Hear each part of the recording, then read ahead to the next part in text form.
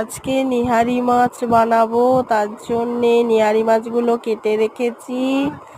এখানে কড়াইয়ে তেল দিলাম, কালো জিরে দিলাম, পেঁয়াজগুলো কেটে রেখেছিলাম দিলাম, কাঁচা লঙ্কা টমেটো সব দিলাম।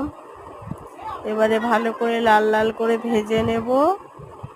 দিয়ে দিলাম আদা রসুন বাটা, ভালো করে কষিয়ে এবারে এক এক করে এবারে দিলাম জিরে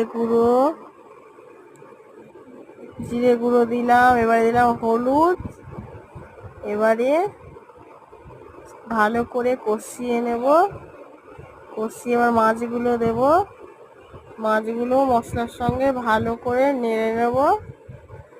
ভালো করে নেড়ে পুরো একেবারে মাছগুলো মাখা হয়ে যাবে মশলার সঙ্গে। ভালো করে কষিয়ে ভালো করে নেড়ে এবারে ধনে পাতা দিয়ে এবারে হয়ে গেল আমার মাছ রান্না। দারুণ হয়েছে। গরম ভাতে বন্ধুরা খেয়ে দেখবে, দারুণ লাগে, খুব অসাধারণ।